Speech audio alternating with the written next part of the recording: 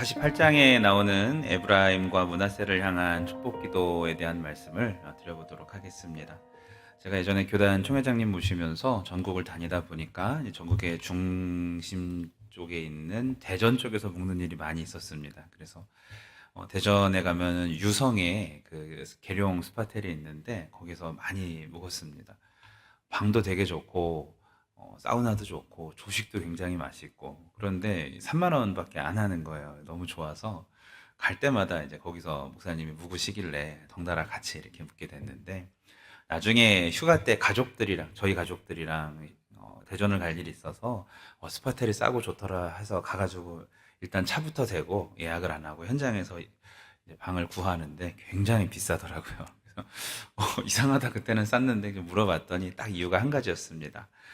초 회장님 아버님이 국가 유공자셔서 그 자녀가 혜택을 그동안 받았던 것이고 거기가 국가 군인들이 운영하는 단체다 보니까 그렇게 되셨더라고요.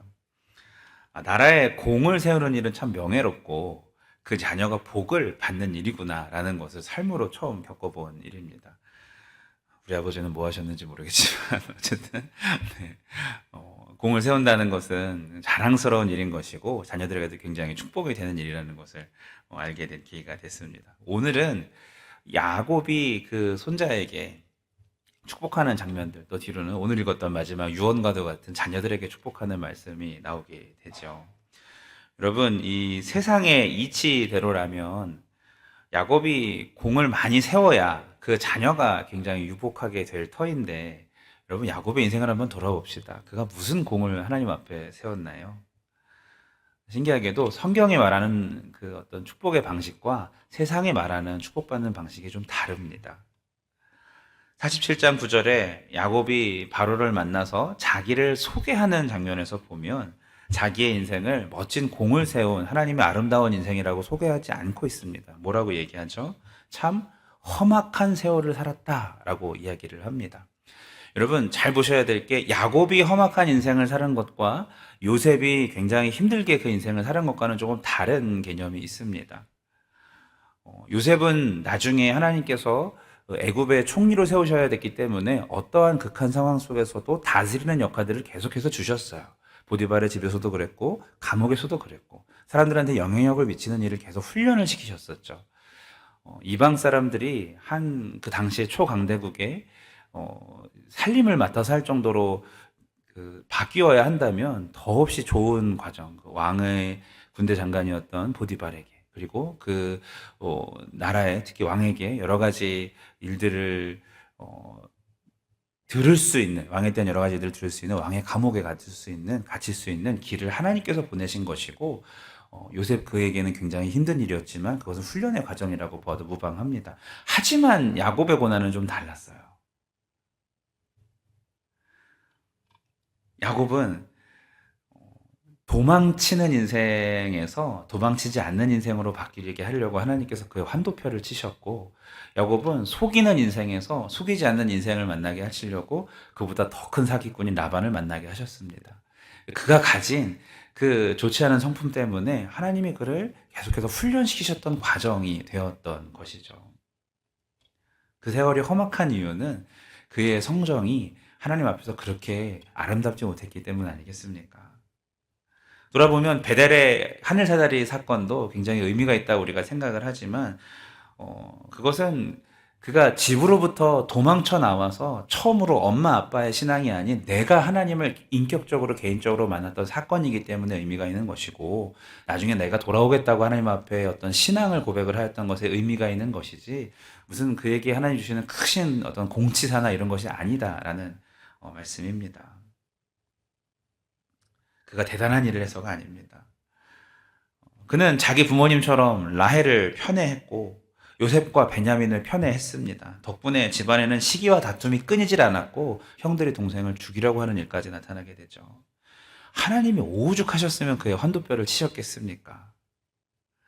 자신의 두 다리도 믿지 못하게 돼서야 그제서야 자기가 맨 뒤에 가려고 그랬는데 그 말은 앞에서 에서가 자기 소유와 선물들 무시하고 또 자기 아내들과 자녀들과 그 종들을 치었을 때 도망가려고 했던 것이겠죠.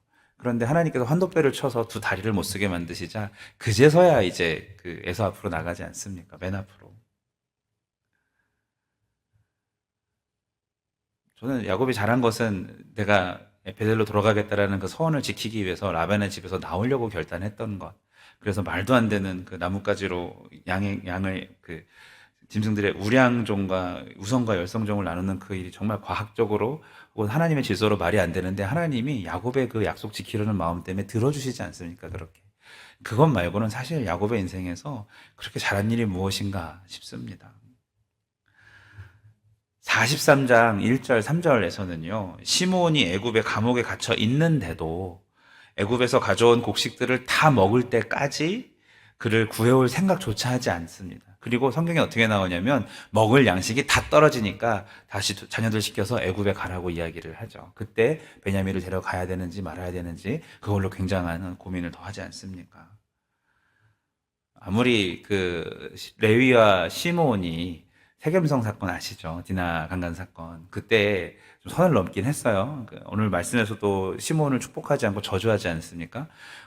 그들이 그런 어떤 혈기와 분노로 살육을 했기 때문에 그의 마음이 야곱은 아마 제가 생각하기로 다시 하나님 앞에 큰 범죄였었기 때문보다는 그 세겜성에서 더 이상 머무를 수도 없게 되었고 또 세겜성의 동맹국들의 표적이 되는 상황이 되기 때문에 그 가족을 굉장히 염려해서 야곱이 그렇게 호되게 한 것이 아닐까라 저는 그렇게 생각을 합니다.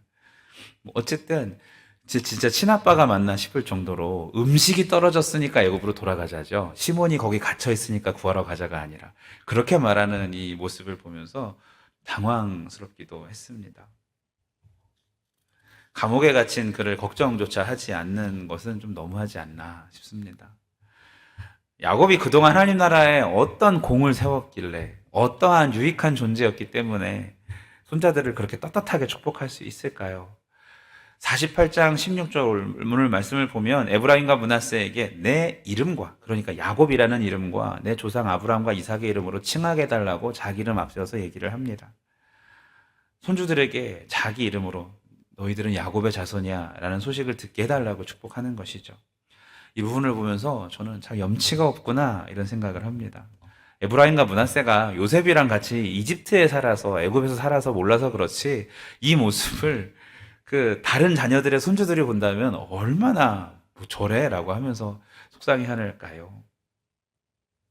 혀를 찼을 것입니다. 저는 이 상황을 묵상하다가 갑자기 무릎을 탁 치게 되었습니다. 뭐냐면 오늘날 박진용 목사는 하나님 앞에 어떤 염치가 있길래 자녀들을 축복하고 있나라는 생각을 가졌어요.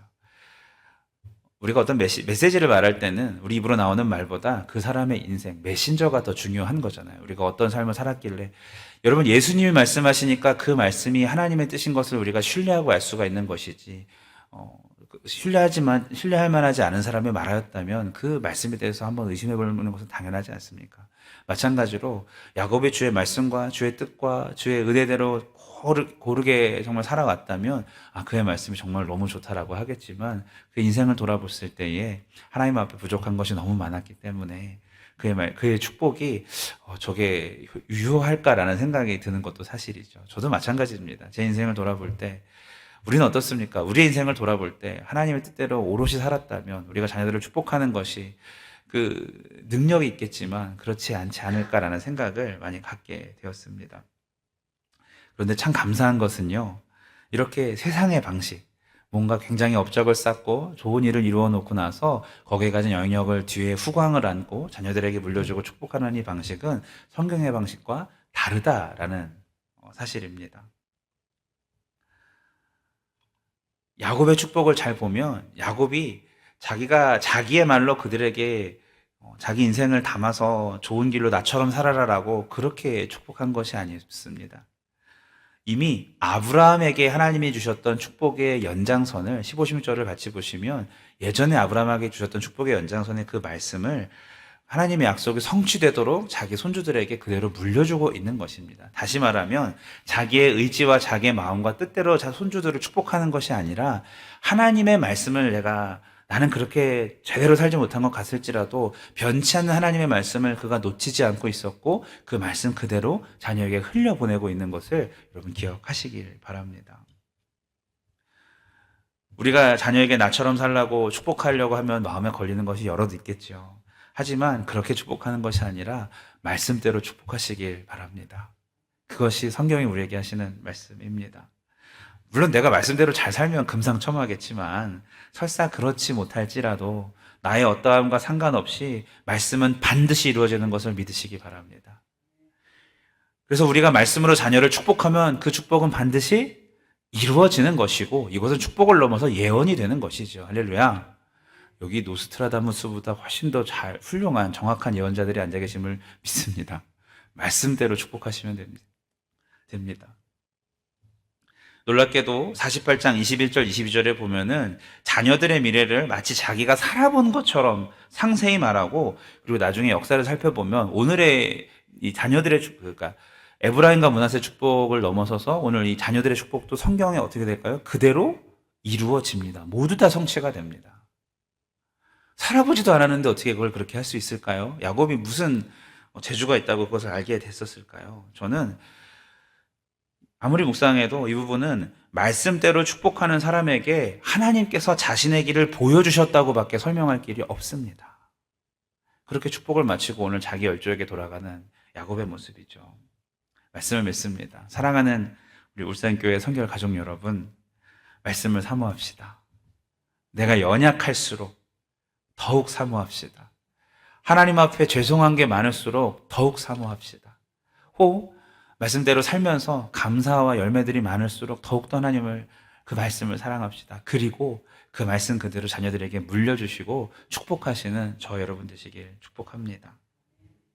나와 함께 하시는 말씀의 능력을 입으로 이렇게 죽기 전에 유언으로 뿐만 아니라 정말 내 삶 속에서 살아 역사하시는 말씀의 하나님을 삶으로 또한 자녀들에게 보이시고 축복하시는 더욱더 영향력 있는 저와 여러분 되시길 예수님 이름으로 축원합니다. 네, 기도합니다.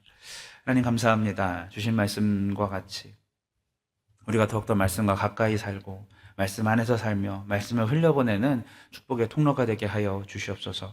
우리 인생으로 어떤 공을 세웠기 때문이 아니라 주의 말씀이 반드시 이루어지기 때문에 성경에 있는 축복과 저주를 그대로 자녀에게 물려줄 수 있도록 인도하여 주시고 주의 말씀대로 살아가는 인생이 하나님 앞에서 가장 옳은 길임을 옳은 인생임을 잘 증거할 수 있는 우리 될 수 있도록 인도하여 주시옵소서. 우리가 지난 추석에 자녀들에게 어떠한 덕담을 하였을지 몰라도 하나님 정말 말씀대로 살아가는 것이 우리 가문의 영광임을 하나님 다시 한번 우리가 일깨워지게 하셨으니 이제 자녀에게 말씀에 우리들이 화신이 되어서 말씀대로 사신 예수님처럼 말씀대로 축복한 야곱처럼 말씀대로 이루어가시는 하나님의 뜻처럼 우리가 살아가고 그것을 전할 수 있는 우리 모두가 될 수 있도록 인도하여 주시옵소서.